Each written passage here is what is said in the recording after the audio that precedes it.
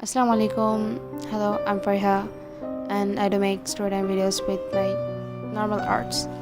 So আজকে আমি যাকে আঁকছি সে হচ্ছে আপনারা সবাই জানেন, যারা জানেন না তাদের জন্য বলতেছি, সে হচ্ছে তানজিরো from Demon Slayer.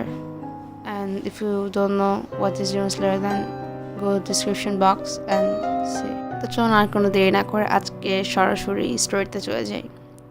তো আজকে স্টোরিটা মূলত একটু স্ট্রেঞ্জ, যেটা আমি কখনো বলি নাই।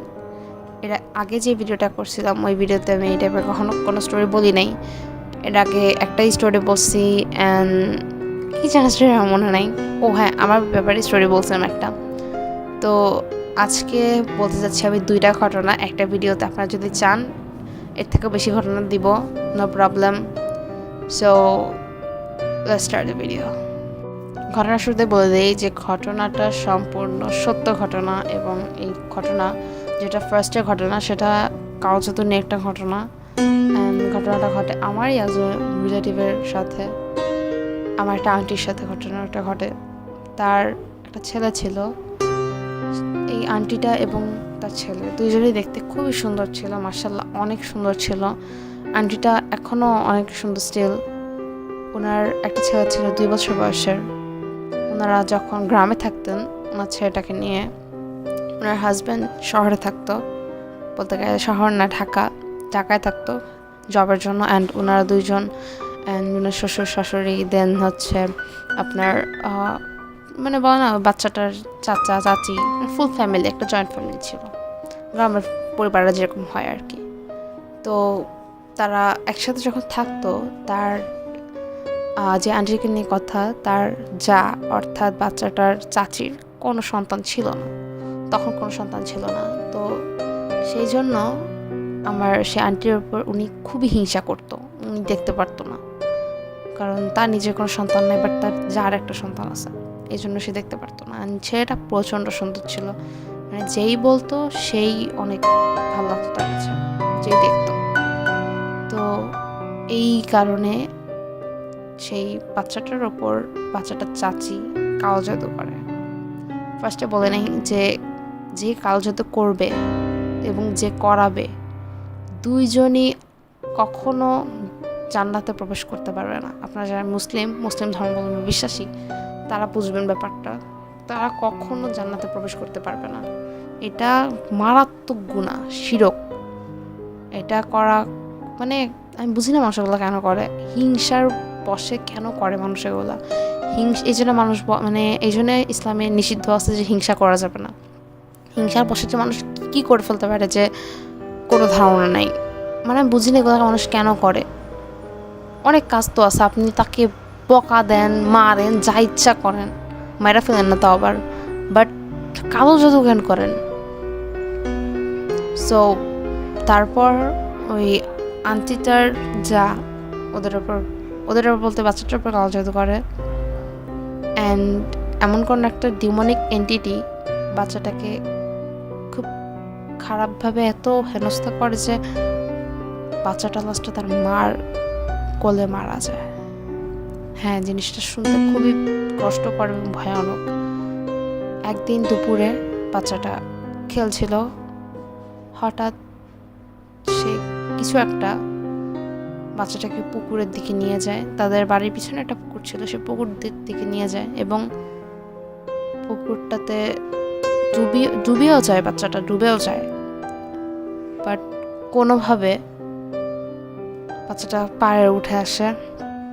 দেন ওর মাকে খুঁজে পাচ্ছিল না, আন্টি খুঁজে পাচ্ছিল না। দেন খুবই কষ্ট করে খুঁজে টুজে মানে পুরা গ্রাম খুঁজে একেবারে একাকার করে ফেলছে। দেন ওই পুকুরের পাশে যে দেখছে যে বাচ্চাটা পাড়ে বসে আছে, শুয়ে আছে অজ্ঞান।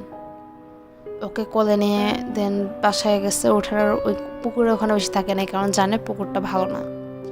কোলে নিয়ে বাচ্চাটাকে নিয়ে বাড়ি উঠানে গেছে।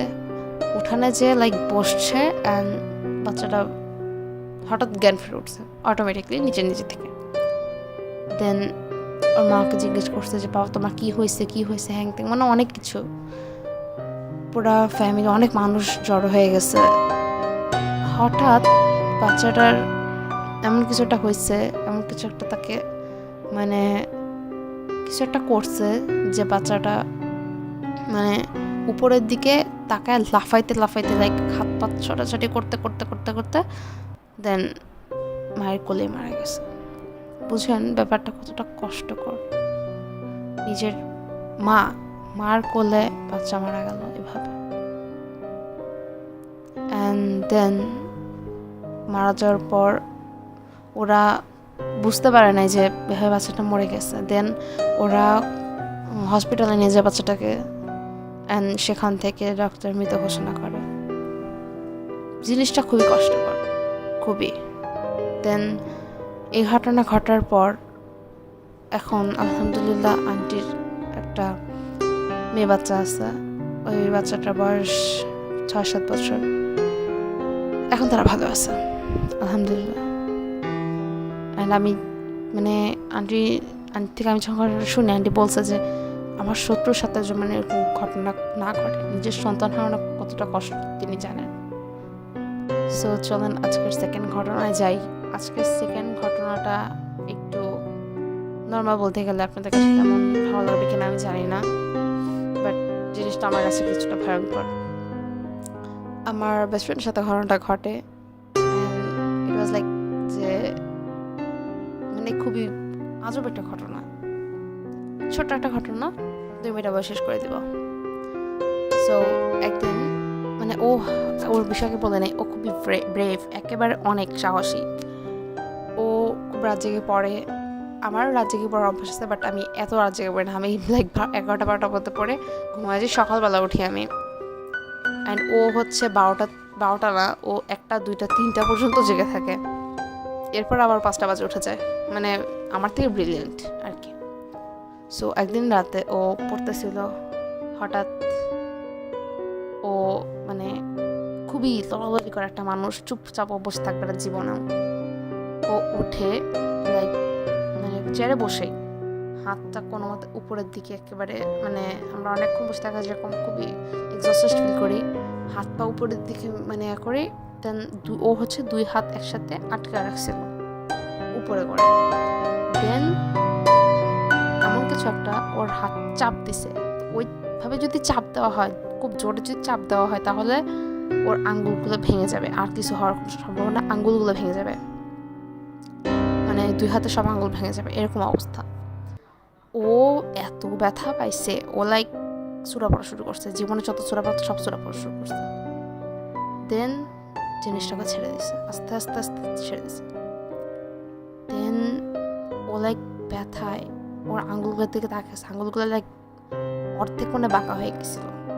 এই পর্যন্ত মানে আমাদের হাতের অর্ধেক এসে পড়ছিল, আর একটু হলে কোনো আঙ্গুলগুলো ভেঙে যেত। আল্লাহকে বাঁচাইছে, থ্যাঙ্কস টু আল্লাহ আমার বেস্ট ফ্রেন্ডকে বাঁচানোর জন্য।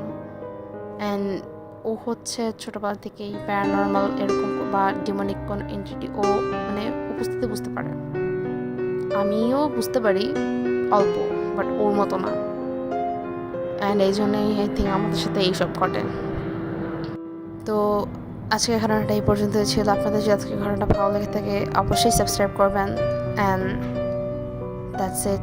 আপনাদের যদি আমাকে ঘটনা পাঠাতে মন চায় তাহলে অবশ্যই ডিসক্রিপশনে দেওয়া রুলস দেখে নেবেন। And that's all. আল্লাহ হাফেজ।